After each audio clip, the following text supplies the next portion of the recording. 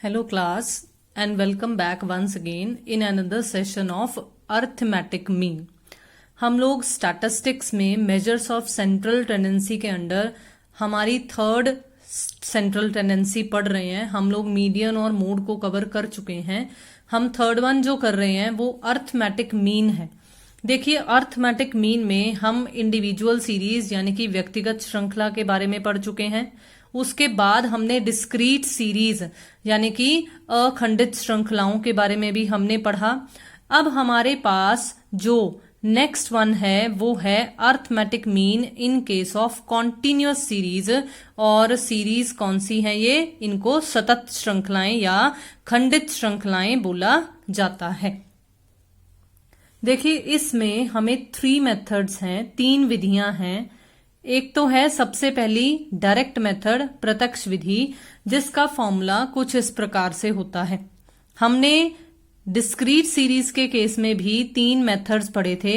देखो तीनों मेथड के नाम वही हैं, प्रत्यक्ष विधि, लघु विधि और पद विचलन विधि, लेकिन फॉर्मूले में हल्का हल्का सा फर्क है। हमने डायरेक्ट मेथड के केस में डिस्क्रीट सीरीज में यहां पर पढ़ा था समेशन एफ एक्स। अब यहां पर x की जगह पर m ने ले ली है, यानी कि मिड वैल्यू ने ले ली है। आई होप कि आपको मिड वैल्यू के बारे में जो मध्य बिंदु निकाले जाते हैं उनके बारे में जरूर नॉलेज होगी, क्योंकि ये पर्टिकुलर टॉपिक 10th क्लास में भी कवर हुआ है। अब हम देखेंगे, हम इसे क्वेश्चन की फॉर्म में समझेंगे कि हमें ये चीजें क्या दे रखी हैं और किस तरीके से हम इन फॉर्मूलाज का इस्तेमाल कर कर अर्थमेटिक मीन की कैलकुलेशन कर सकते हैं सतत श्रृंखलाओं के केस में। अब देखिए हम सबसे पहले कुछ इंपॉर्टेंट नोट्स समझेंगे कि हमें क्या दे रखा है। देखो सबसे पहला important note, no need to change inclusive series into exclusive series. अब देखो इंक्लूसिव सीरीज कौन सी होती हैं? इंक्लूसिव सीरीज होती हैं समावेशी श्रृंखलाएं।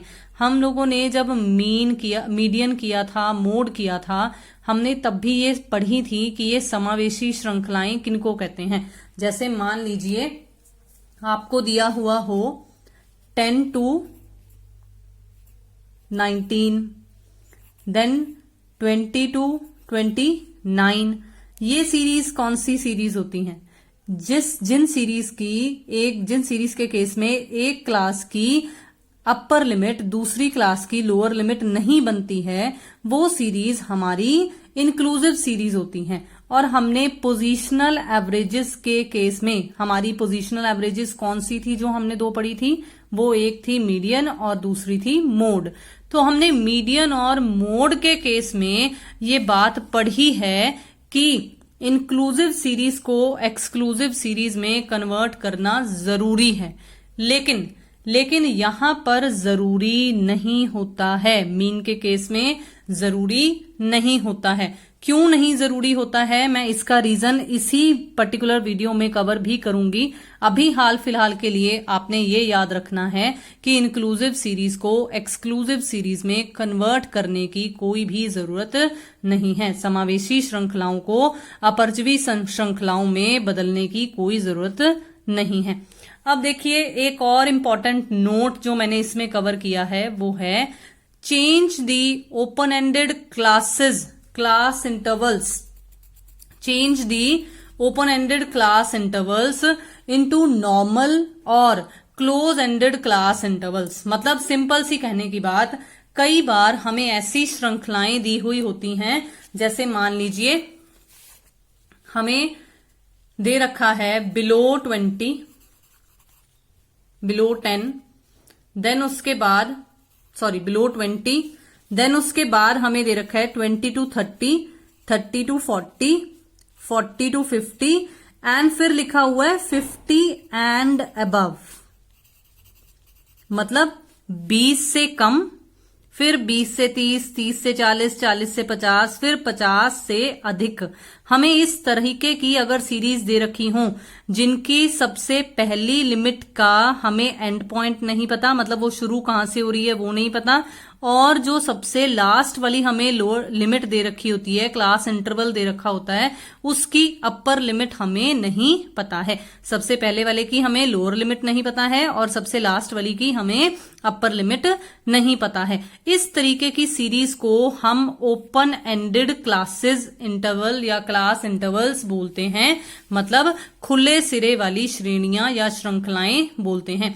तो देखो इन्हें करना क्या होता है, जो हमें और बाकी की सीरीज दे रखी होती हैं और जो हमें बाकी के क्लास इंटरवल्स दे रखे होते हैं, उनके आधार पर ही हमने इन्हें उचित वर्ग विस्तार देख लेना होता है कि इनका क्या है, उचित वर्ग विस्तार इन्हें दे देना होता है और हमें श्रृंखलाओं को सही नॉर्मल बनाना है। अब कैसे बनेगा, जैसे इसमें देखने पर पता चल रहा है कि हर में वर्ग विस्तार, हर वर्ग में कितने का विस्तार है, 10-10 का, मतलब कितना डिफरेंस है क्लास इंटरवल्स में, 10-10 का। तो यहां पर हम बिलो की जगह पर 10 to 20 कर देंगे और यहां पर हम 50 एंड अबव को हटाकर 50 to 60 कर देंगे। तो इस तरीके से हमने ओपन एंडेड क्लास इंटरवल्स को क्लोज एंडेड क्लास इंटरवल्स में, मतलब नॉर्मल क्लास इंटरवल्स में कन्वर्ट करना है, चेंज करना है। अब देखिए थर्ड और लास्ट वन जिसको मैंने अभी आज के लिए कवर किया है वो है व्हेन लेस देन और more than series are given. जब हमें से कम या से अधिक श्रृंखलाएं दी हुई होती हैं, तो देखो जनरली होता क्या है कि जो हमें फ्रीक्वेंसी दी हुई होती है ना, वो क्यूमुलेटिव वाली दे रखी होती है, CF दी होती है, मतलब संचयी आवृत्ति हमें दे रखी होती है। तो इस केस में हमें क्या करना पड़ता है, हमें नॉर्मल क्लास इंटरवल्स बनाने पड़ते हैं और जो C फ्रीक्वेंसी यानी कि जो क्यूमुलेटिव फ्रीक्वेंसी हमें दे रखी है, हमें उसे नॉर्मल फ्रीक्वेंसीज में कन्वर्ट करना पड़ता है। ठीक है, आई होप कि ये कुछ इंपॉर्टेंट पॉइंट्स जो अभी आपको बताए गए हैं, ये इंपॉर्टेंट पॉइंट्स आपको याद रहेंगे।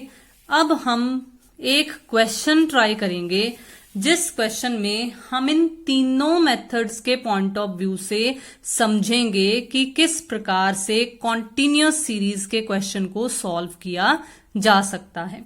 देखिए एक ही क्वेश्चन मैंने लिया है और उसी एक क्वेश्चन को हम तीनों मेथड से कवर करेंगे, यानी कि डायरेक्ट मेथड से भी कवर करेंगे, शॉर्टकट मेथड से भी कवर करेंगे और स्टेप डेविएशन मेथड से भी कवर करेंगे।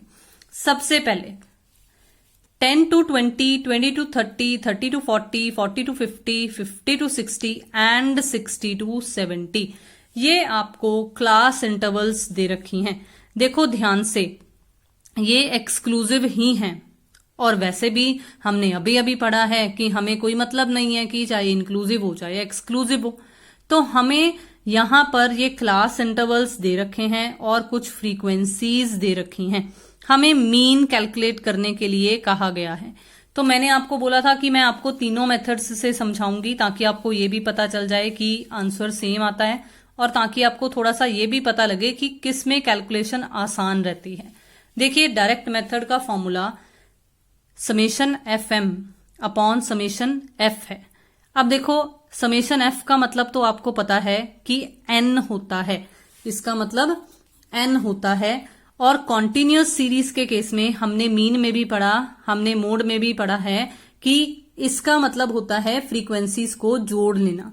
तो फ्रीक्वेंसीज का जो टोटल है वो 100 बन रहा है।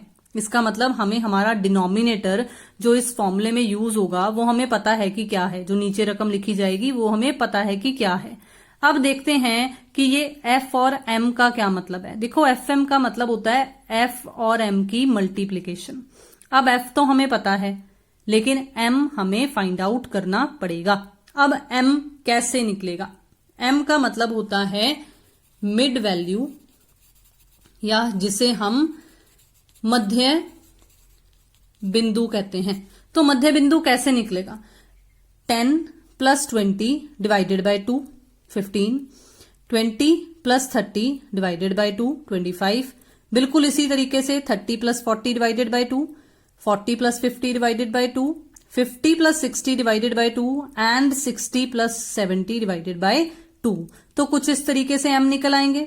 अब देखो ध्यान से F और M की मल्टीप्लीकेशन करनी है, तो ये F और M की मल्टीप्लीकेशन बिल्कुल इसी तरीके से 25 को 18 से मल्टीप्लाई करेंगे, देन 35 को 25 से, देन इसको मल्टीप्लाई करेंगे, देन इनको मल्टीप्लाई करेंगे और उसके बाद इधर मल्टीप्लीकेशन कर दी जाएगी। तो FM, अब याद रखना FM की समेशन हमें चाहिए, तो FM की समेशन यानी कि हम इनका कुल जोड़ निकाल लेंगे कितना आएगा।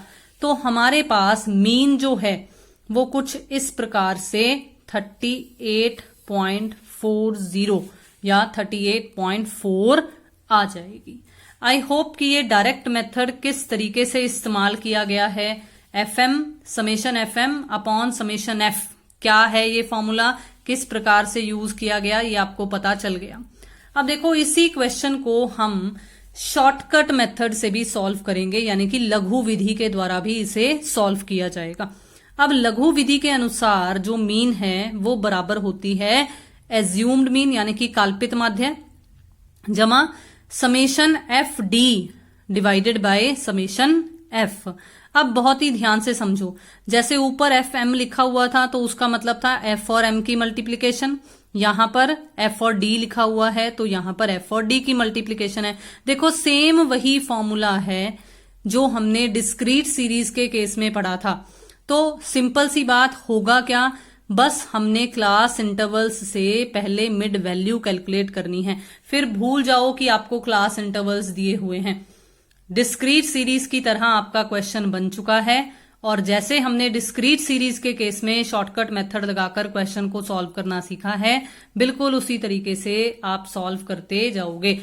इसमें से किसी को भी एज्यूम्ड मीन मान लो, हमने एज्यूम्ड मीन 35 को ले लिया, डी कैलकुलेट कर दो जिनका मतलब विचलन होता है, और विचलन कैसे निकलते हैं इसका फॉर्मूला आपको डिस्क्रीट सीरीज में भी करवाया गया था। इसका फॉर्मूला उसमें था x माइनस ए, अब क्योंकि इसमें से हम m में से माइनस करेंगे तो यहां हल्का सा चेंज हो जाएगा, m माइनस ए हो जाएगा। यहां m याद रखना, बड़ा M नहीं लिखना, क्योंकि capital M measures of central tendencies में मीडियन के लिए यूज किया जाता है, तो यहां पर मिड वैल्यू के लिए स्मॉल m यूज होता है, कैपिटल M यूज नहीं होता है।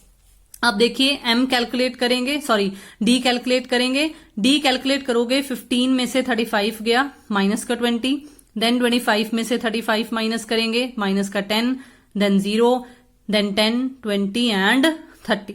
अब FD कैलकुलेट करना है तो ये रही आपकी F और ये रही आपकी D, आप मल्टीप्लीकेशन करते जाओगे और आपके पास FD निकल आएगा। हमने FD का समेशन लेना है, हमने FD का समेशन लेना है, तो देखो हमने समेशन करना है। F का समेशन तो हमें 100 पता है, ऊपर भी हमने किया था। अब FD का करेंगे। अब FD का कैसे करोगे, माइनस की आइटम्स को अलग, प्लस की आइटम्स को अलग, देन उसके बाद कंपैरिजन कर लो, ये हमने नॉर्मली सीखा है। लेकिन मैं आपको अब छोटा सा एक कंसेप्ट बताऊंगी ताकि कैलकुलेशन में थोड़ी सी आसानी हो जाए। पहले एक बार चेक करके देख लिया करो, जैसे हमें ये देखने में पता चल रहा है कि इन दोनों का टोटल माइनस का 30 है और इन दोनों का टोटल प्लस का 380 है, सॉरी यहां माइनस का 380 है और यहां प्लस का 380 है, तो प्लस और माइनस ये कट हो जाएंगे, तो सिर्फ हमारे पास पॉजिटिव में 340 बचेगा। जब हम इसे फॉर्मूले में यहां पुट करेंगे तो A हमने 35 लिया था, समेशन FD 340 आया है, F 100 आया है। इसको सॉल्व करेंगे तो देखिए सेम वही पर्टिकुलर आंसर हमारे पास मीन का शॉर्टकट मेथड को यूज कर भी निकल रहा है। तो आई होप कि आपको ये शॉर्टकट मेथड भी क्लियर हो गया होगा कि ये हमें किस प्रकार से सॉल्व करने के लिए बताया जा रहा है। नेक्स्ट हम देखेंगे इसी क्वेश्चन को स्टेप डेविएशन मेथड से। अब इस बार मैंने स्टेप डेविएशन मेथड का फॉर्मूला लिखा, ये भी बिल्कुल वही है जैसे हमने डिस्क्रीट सीरीज के केस में किया था, और मैं आपको अभी अभी बता के हटी हूं कि डिस्क्रीट सीरीज को ही मान लो, यहां पर जब m निकल जाती है तो ये मान लो कि हमारा क्वेश्चन डिस्क्रीट सीरीज में कन्वर्ट हो गया है। तो अब हम इस क्वेश्चन को बिल्कुल उसी तरीके से सॉल्व करेंगे, और आपकी सहूलियत के लिए कि आपको यकीन हो कि हाँ वाकई में वही आंसर आता है, तो मैंने इस बार जो एज्यूम्ड मीन ली है m में से वो 35 की बजाय 45 ली है। तो देखिए हम d निकालेंगे, 15 माइनस 45 माइनस का 30, 25 माइनस 45, 35 माइनस 45, देन 55 माइनस 45। देखिए डी का फॉर्मूला सेम वही है, m माइनस ए करके, जैसे अभी अभी आपको बताया गया है। तो बिल्कुल इसी तरीके से डी कैलकुलेट किया। अब देखो ध्यान से, हमने डी डैश कैलकुलेट करना है। हमने पिछली वीडियो में सीखा है कि डी डैश किस तरीके से कैलकुलेट किया जाता है। डी डैश कैलकुलेट किया जाता है कि आपने ये देखना है कि ये सारी की सारी जो सीरीज है वो कौन से कॉमन टेबल पर डिवाइड हो रही है। या तो ये चेक कर लो, या यहां से ही सीधा चेक किया जा सकता है कि m के जो डिफरेंसेस हैं वो 10 हैं, तो ये भी 10 आ रहा है, और इधर भी देखो तो ये भी कॉमन टेबल 10 पे डिवाइड हो रहा है। तो हमारा जो c यानी कि कॉमन फैक्टर है वो कितना निकल आएगा, 10 निकल आएगा। और डी डैश जिसका फॉर्मूला यहां लिखा गया है d अपॉन c, तो -30 डिवाइडेड बाय 10, माइनस का 3, -2 डिवाइडेड बाय 10, माइनस का 2, बिल्कुल इसी तरीके से माइनस का 1, 0 एंड 1, 2। एफ डी डैश मतलब ये रही हमारी f और ये रही डी डैश। तो 10 मल्टीप्लाई माइनस का 3, 18 माइनस और 2 की मल्टीप्लीकेशन, 25 और -1 की मल्टीप्लीकेशन, देन 26 और 0 की मल्टीप्लीकेशन, 17 मल्टीप्लाई 1, 4 मल्टीप्लाई 2। तो इस तरीके से डी डैश, और यहां पर भी फिर से देखो इन दोनों का टोटल प्लस का 25 बन रहा है, प्लस और -25 कट हो जाएंगे तो सिर्फ माइनस का 66 हमारे पास बचेगा एफ डी डैश का समेशन। इसे फॉर्मूले में यूज करेंगे, कुछ इस प्रकार से हम सॉल्व करेंगे तो हमारे पास देखिए मीन फिर से 38.4 ही आ रहा है। आई होप कि आपको ये एक क्वेश्चन जो तीनों मेथड्स से करवाया गया है वो आपको जरूर क्लियर हुआ होगा। अब मैं एक पहला पॉइंट जो इम्पोर्टेंट नोट आपको बताया था उसको डिस्कस करूंगी। ये हमारा आज का लास्ट टॉपिक रहेगा। नेक्स्ट वीडियो में हम जो और टिपिकल प्रॉब्लम्स हैं इसकी कुछ इंपॉर्टेंट पॉइंट्स से रिलेटेड और हम मीन की वो इंपॉर्टेंट टिपिकल क्वेश्चंस को कवर करेंगे। आपको वीडियो पसंद आ रही है, समझ आ रही है तो काइंडली चैनल को जरूर जरूर सब्सक्राइब कीजिए अगर आपने अभी तक नहीं सब्सक्राइब किया है तो। डिस्कस करेंगे पॉइंट नंबर 1। पॉइंट नंबर 1 था क्यों इंक्लूसिव सीरीज को एक्सक्लूसिव सीरीज में कन्वर्ट करने की जरूरत नहीं है, नॉट नेसेसरी। देखिए क्लास इंटरवल, मान लीजिए हमें इस तरीके से इंक्लूसिव सीरीज दे रखी हैं, इन्हें समावेशी बोलते हैं ना, जब अपर लिमिट और लोअर लिमिट इस तरह से सेम नहीं होती है, एक की अपर लिमिट दूसरे की लोअर लिमिट नहीं बनती है। तो ये मुझे कौन सी सीरीज दे रखी है, ये मुझे समावेशी श्रृंखलाएं दे रखी हैं। अगर मैं इनकी मिड वैल्यू कैलकुलेट करूं तो देखो 4 + 6 10 डिवाइडेड बाय 2, m कितना निकल आया 5। 7 + 9 डिवाइडेड बाय 2, m कितना निकल आया 8।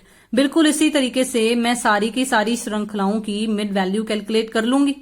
अब देखो अगर मुझे ये कहा जाए कि मैं इन श्रृंखलाओं को पहले एक्सक्लूसिव सीरीज बनाऊं, यानी कि पहले अपरजवी बनाऊं इन्हें, तो अगर बनाती हूं तो किस तरीके से बनेंगी क्लास इंटरवल्स, कुछ इस प्रकार से बन जाएंगी। हमने सीखी है ना कि 6 और 7 में डिफरेंस 1 का है, इस 1 को हाफ लोअर लिमिट में से माइनस कर दिया जाता है और अपर लिमिट में ऐड कर दिया जाता है। तो हाफ का मतलब 0.5 4 में से माइनस करेंगे तो लोअर लिमिट बन जाएगी 3.5, 6 में 0.5 ऐड करेंगे तो अपर लिमिट बन जाएगी 6.5। बिल्कुल इसी तरीके से 7 में से 0.5 माइनस करेंगे तो 6.5, 9 में ऐड करेंगे तो 9.5। तो इस तरीके से सारी श्रृंखलाएं एक्सक्लूसिव में कन्वर्ट हो जाएंगी।